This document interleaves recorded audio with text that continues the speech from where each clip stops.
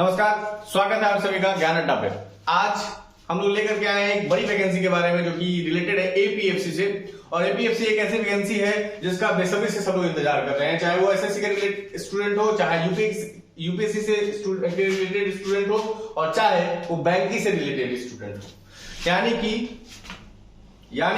ये वैकेंसी उन तमाम स्टूडेंट्स के लिए है जो कि साधारण तरह से बात करें तो सिंपल ग्रेजुएट हो, वो सारे लोग इस एग्जाम को दे सकते हैं, इस एग्जाम के लिए फॉर्म भर सकते हैं और बहुत ही अच्छे से इस एग्जाम को क्लियर किया जा सकता है विद इन गिवन टाइम। ठीक है, तो आज हम लोग इसके बारे में बात करते हैं। सबसे पहले बात कर लेते हैं कि ईपीएफओ और एपीएफसी और ईओ का जो वैकेंसी है ये किस रूप में काम करता है, किस तरह से काम करता है। सबसे पहले बात करते हैं कि किसी भी जगह, कोई भी कंपनी हो, किसी भी जगह पे अगर बात करते हैं तो वहां वर्कर्स होंगे, कंपनी के ऑनर होंगे और उनसे रिलेटेड कुछ लोग होंगे जो कि इस काम को हैंडल कर रहे होंगे। तो उनके द्वारा पेमेंट जो पीएफ के रूप में होता है, कटता है, प्रोविडेंट फंड के रूप में जमा होता है कट करके, उसके बारे में यहाँ पे दिया गया है। तो इन सारे समस्याओं को निवारण के लिए एक डिपार्टमेंट तैयार किया गया, एक ऑर्गेनाइजेशन तैयार किया गया, एक इंस्टीट्यूशन तैयार किया गया जो कि ईपीएफओ यानी कि चाहे वो एपीएफसी से के पोस्ट से हो, चाहे इन्फोर्समेंट ऑफिसर से ईओ के हो, चाहे अकाउंट ऑफिसर ईओ के हो, और भी बहुत सारे इनके नीचे भी हैं। तो इस से जुड़े हुए लोग इस समस्या से को निवारण करते हैं और भी बहुत सारे कामों को करते हैं। तो बहुत कम शब्दों में अगर बात कहा जाए तो ये एक ऐसा जॉब है जो कि सिंगल एग्जाम में, यानी कि एक पीटी, इसको कह सकते हैं एक पीटी, जो 120 नंबर के क्वेश्चन, 120 क्वेश्चन के होंगे, तो वो करने के बाद आपको एक इंटरव्यू देने का मौका मिलेगा अगर आप इसको क्वालिफाई करते हैं तो, और उसके बाद सीधे आप एक अच्छे पोस्ट पे जाते हैं। तो सोच लीजिए कि ये बहुत बड़ी चुनौती भी हो सकती है और बहुत अच्छा मौका भी हो सकता है उन सभी विद्यार्थियों के लिए। ठीक है, तो सबसे पहले हम लोग बात कर रहे हैं एपीएफसी एंड ईओ के बारे में। ये वैकेंसी एक तो बहुत अनरेगुलर है, बहुत फ्रिक्वेंटली आती नहीं है। 2015-16 की वैकेंसी 2023 में देखने को मिली है। इसके पहले अभी कुछ दिन पहले 2020-21 की जो वैकेंसी थी ईओ की, ठीक है, enforcement officer and account officer की, ये वैकेंसी भी इस बार आई है एक अच्छे नंबर ऑफ पोस्ट को लेकर। टोटल सीट यहाँ पे दिया गया है 577, जिसमें 159 जो है हमारा क्या है एपीएफसी एंड 418 यानी कि 418 जो है हमारा ईओ का पोस्ट दिया हुआ है। ठीक है, तो इसमें जो टाइम लिमिट है, जैसे किस तरह से एग्जाम होगा, उसमें सारा चीज दिया हुआ है, आप देख सकते हैं। ऑफलाइन मोड है एग्जामिनेशन का, ठीक है, और इसका एग्जाम स्टेज क्या है, 2 स्टेज है। बहुत अच्छा मौका है उन लोग सभी विद्यार्थियों के लिए जो कि इस चीज में लगे हुए हैं। रिक्रूटमेंट टेस्ट में एक होगा पहला जो कि पीटी या जिसको जो बोलना है, और दूसरा होगा इंटरव्यू यानी पर्सनालिटी टेस्ट। इसका एग्जाम का जो वेटेज है, रिटन टेस्ट 120 नंबर का 300 मार्क्स का होता है, 120 क्वेश्चन 300 मार्क्स का होता है। ठीक है, और इसका रिक्रूटमेंट एंड पीटी टेस्ट का 75 एंड 25 रेशियो में दिया हुआ है, यानी कि 75% जो है आपका रिटन टेस्ट का होगा, 25% का जो होगा वो आपका इंटरव्यू का होगा। ठीक है, तो अभी हम लोग बात कर रहे हैं कि इन सभी चीजों का जो है एग्जामिनेशन का ऑनलाइन रजिस्ट्रेशन डेट दिया हुआ है। लगभग अभी जिस समय हम वीडियो बना रहे हैं ये क्लोजिंग टाइम के रूप में है। 2-3 दिन में इसका जो एग्जाम का लास्ट फॉर्म भरने का डेट आ जाएगा। तो जो लोग नहीं भरे हैं वो लोग भर ले, जो लोग भर चुके हैं वो लोग तैयारी में लग जाएं। होपफुली कि एग्जाम जो है अभी ये बताया गया नहीं है कि कब होगा, लेकिन एक अनुमानता लगाया जा रहा है कि जून जुलाई के लास्ट में या फिर सितंबर के फर्स्ट वीक में एग्जाम हो सकता है। ठीक है, इसके बाद अगर हम लोग बात करते हैं कि इस एग्जाम में हम लोग अभी हम बात कर चुके हैं कि कौन कौन लोग दे सकते हैं, कौन कौन लोग नहीं दे सकते हैं। तो इसमें सिंपल सा एक ही बात कहा गया है कि जो कोई विद्यार्थी ग्रेजुएट है यानी कि इक्विवेलेंट टू ग्रेजुएशन के हैं, वो सभी लोग इस फॉर्म को भर सकते हैं, वो सभी लोग इस एग्जाम को दे सकते हैं। ठीक है, तो उसके बाद अगर बात करते हैं इसमें कि बहुत लोगों का एक ख्वाहिश होता है कि अच्छा पेमेंट होना चाहिए, एक अच्छा सैलरी होना चाहिए, एक अच्छा मतलब इसको कह सकते हैं handsome salary and perks available होना चाहिए वहां पे। तो ये एक बहुत अच्छा मौका है, एक एग्जाम में आपको लेवल 8 और लेवल 9 का जॉब मिले, लेवल 10 का जॉब मिले, तो ये बहुत कम ही ऐसे एग्जाम में ऐसा देखने को मिलता है। जिसमें आप देख सकते हैं एक छोटा सा हम लगाए हैं, ये एपीएफसी के लिए है, लगभग 85,508 के रूप में आपको जो है इन हैंड सैलरी मिल सकता है, टोटल ग्रॉस मिल सकता है, ठीक है। और यहाँ पे देख सकते हैं आप, यहाँ पर आप ईपीएफओ यानी ईओ के लिए जो है यहाँ भी कुछ दिए हैं, कुछ लेवल्स में दिया है। जैसे इन्फोर्समेंट ऑफिसर का पेमेंट क्या है, लेवल 8 का है, ठीक है, 4800 उसका ग्रेड पे है। असिस्टेंट प्रोविडेंट कमिश्नर जो है 7 साल के बाद होता है, लेकिन यहाँ पे ऐसे देखिए इसका सबसे अच्छा रूप क्या है कि इसमें जो है प्रमोशन जो है वो रेगुलर बेसिस पे है।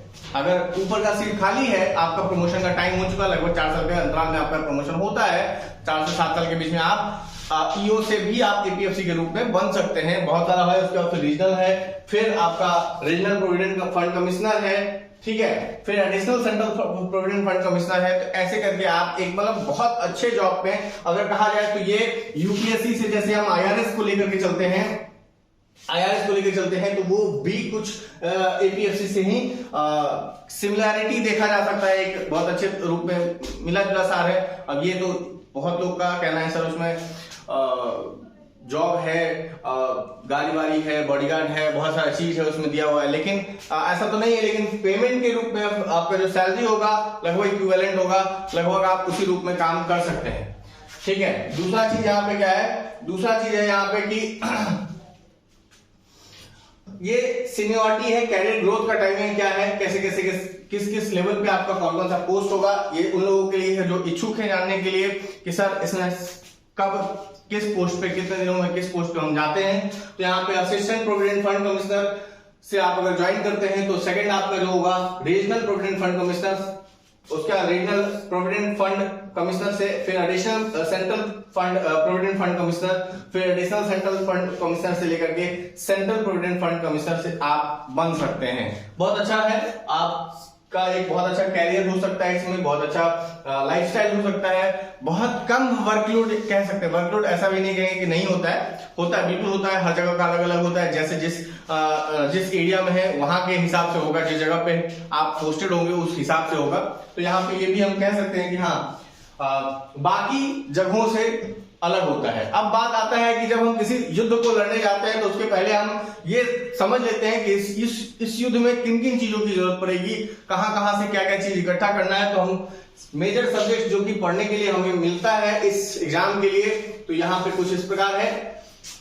बेसिक है, सारे एग्जाम्स के पैटर्न को समझना बहुत जरूरी होता है, सारे एग्जाम के सिलेबस को समझना बहुत इंपॉर्टेंट होता है। तो सबसे पहले हम लोग बात करते हैं इसके सब्जेक्ट्स के बारे में। तो जनरल इंग्लिश है, करंट इवेंट्स है, जनरल साइंस है, Indian culture, heritage and freedom movement है। यहाँ पे स्पेसिफाई क्या गया है, फ्रीडम मूवमेंट को याद रखिएगा, फ्रीडम मूवमेंट को। हिस्ट्री के इंपॉर्टेंट पार्ट में फ्रीडम मूवमेंट बहुत इंपॉर्टेंट है। पॉपुलेशन डेवलपमेंट एंड ग्लोबलाइजेशन को देखना है, गवर्नेंस एंड कॉन्स्टिट्यूशन को देखना है, present trends in Indian economy को देखना है, अकाउंटेंसी एंड ऑडिटिंग को देखना है, industrial relation and labour laws को देखना है, इंश्योरेंस को देखना है, basic knowledge of computer application होना चाहिए, एलिमेंट्री मैथ्स एंड स्टैटिस्टिक्स जो होता है आपका वो भी इंपॉर्टेंट है, ठीक है। सेम पैटर्न यहाँ भी है, ये एपीएफसी के लिए है, ये ईओ के लिए है, सिर्फ इसमें कुछ जैसे आर्ट एंड कल्चर इसमें नहीं है, ज्योग्राफी के कुछ पार्ट नहीं है, तो ये इसमें बेनिफिट है। बस ये याद रखिएगा कि आप अगर एग्जाम दे रहे हैं तो आप इसके लिए टारगेट करके चलिए,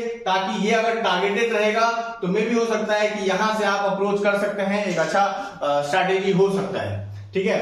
अब अगर हम बात करते हैं कि इसके ऊपर हमारा तैयारी कैसा रहेगा, हम कैसे तैयारी करवाएंगे, हम कैसे चलेंगे। देखिए हम लोग बहुत अच्छे से एक स्ट्रैटेजी बना करके चलना चाहते हैं, तो स्ट्रैटेजी के रूप में कैसे होना चाहिए। तो सबसे पहले सारे बच्चे ऐसे होंगे जो बहुत सारे ऐसे बच्चे होंगे जो कि कुछ ऐसे सब्जेक्ट्स होंगे जिनके लिए अननोन होगा, जैसे अकाउंट सबके लिए इंपॉर्टेंट, सब उसको जानते नहीं है, ठीक है। टू कवर दो subject which are not common in all the students, बहुत सारे ऐसे स्टूडेंट हैं जो कि कुछ सब्जेक्ट को लेकर के अननोन होंगे, ठीक है। तो सबसे पहले हम लोग बात करते हैं कौन कौन से ऐसे सब्जेक्ट होते हैं जो जिसके बारे में बहुत कम लोग जानते हैं या बहुत कम लोग उसमें इन्वॉल्व होते हैं in competition line. Labour law जो कि एक मेजर सब्जेक्ट है इसके रूप में, बहुत कम लोग इसके बारे में पढ़ते हैं पहले से, या कुछ लोग पढ़ते भी होंगे, तो डेडिकेटली इस चीज को अभी फॉलो करना पड़ेगा, ठीक है। दूसरा कंप्यूटर है, तीसरा करंट अफेयर है, चौथा सोशल सिक्योरिटी है, अकाउंटेंसी है। ये 4 सब्जेक्ट ऐसे, 5 सब्जेक्ट ऐसे हैं जो कि सब में कॉमन नहीं होता है। जैसे एसएससी के स्टूडेंट को कंप्यूटर का और करंट अफेयर का नॉलेज होगा, लेकिन account, labour law, social security से कोई मतलब उतना नहीं है। लेकिन एक यूपीएससी के स्टूडेंट को देखते हैं तो हो सकता है कि सब लोग पढ़ते भी होंगे, लेकिन हम तो कुछ लोगों को देखते हैं कि हमें भी जो मेजर सब्जेक्ट है अपना साइंस बैकग्राउंड चाहे सोशल साइंस बैकग्राउंड, इन सभी पे ध्यान देते हैं। इधर अकाउंट सेक्शन को कौन देखता है, कॉमर्स वाले देखते हैं, ठीक है। तो अब पहले हम इसको अप्रोच करेंगे ताकि ये मेरा वीक एरिया है और एक मेजर कंटेंट लेकर के चलता है, एक वेटेज लेके चलता है, तो इसको कवर करने के बाद हम समझेंगे कि हाँ बाकी और कुछ करना है। दूसरा क्या कहना है, to cover static portion and revise it many times. अगर आपके पास सही स्ट्रैटेजी होता है ना तो किसी युद्ध को जीतना या किसी एग्जाम को निकालना बहुत आसान हो जाता है। तो साधारण सा बात यहाँ पे फिर से हम ये कहेंगे कि अगर किसी स्टैटिक पोर्शन को, जैसे हम लोग स्टैटिक पोर्शन में मानते हैं कि पॉलिटी हमारा है, इन्वायरमेंट है, आर्ट एंड कल्चर है, मैथ्स है, इंग्लिश है, हिस्ट्री है, तो इन सारे सब्जेक्ट को स्टैटिक पोर्शन मानते हुए कुछ लोग इसको पढ़े भी होंगे, कुछ लोग रिवाइज भी कर चुके होंगे, लेकिन इसको हम लोग फिर से बहुत बढ़िया से इसको कंप्लीट किया जाएगा, बहुत बढ़िया से इसको पढ़ा जाएगा और कंप्लीट करके बहुत अच्छे से इसके ऊपर प्रैक्टिस सेट लगाया जाएगा। ये मेरा स्ट्रैटेजी है और इसको आने वाले समय में हम इसको कवर करेंगे, ठीक है। तो अभी के समय में हम लोग बात करते हैं कि देखिए ये मोटिवेशन है आपके लिए कि अगर आप बहुत अच्छे से पढ़ते हैं, अभी 4 से 5 महीने का एक टाइम पीरियड लेकर के चलिए, एग्जाम होने में लगेगा लगभग, तो पढ़िए, पढ़ करके आपको यहां तक आना है, यहां तक आना है, इस ऑफिस में काम करना है, ठीक है, इस ऑफिस में काम करना है। कभी भी हौसला मत खोना है मुसाफिर चलने वाले, क्या पता मंजिल ने भी तेरे हौसले का ही बहाना लिया हो, ठीक है। अगर आप हौसला खो दिए तो समझ लिए सब चीज वहीं का वहीं रुक गया। अगर आप कंटिन्यू है तो क्या हो सकता है कि आप इस एग्जाम को क्वालिफाई करके और आने वाले समय में आप एक ऐसे जगह पे पोस्टेड है जहां पे बहुत सारे लोगों का आप हेल्प कर सकते हैं। ये एक मोटिवेशन है, ठीक है। आप जरूरत नहीं है मोटिवेशन का, आजकल यूट्यूब पे बहुत सारे मोटिवेशनल स्पीकर बैठे हुए हैं, ठीक। अगर हम बात करते हैं कि हम लोग इसको बहुत अच्छे से कवर करेंगे, कवर करने के बाद आप लोग से हमको मोटिवेशन क्या मिलेगा, आप इसको लाइक करिएगा, शेयर कीजिएगा और सभी लोगों तक पहुंचाइएगा जो जो आपके कांटेक्ट में होंगे, जिनको इसकी जानकारी हो या ना हो, जो एलिजिबल हो उन तक इनको पहुंचाना है। और हम कोशिश करेंगे कि एक अच्छा कंटेंट लेकर के आए और आप तक पहुंचाएं। लगातार बने रहेंगे आपके साथ, तब तक एग्जाम क्वालिफाई नहीं हो जाए आप, जब तक हम आपके साथ ही जुड़े रहेंगे, ठीक है। धन्यवाद, जय हिंद।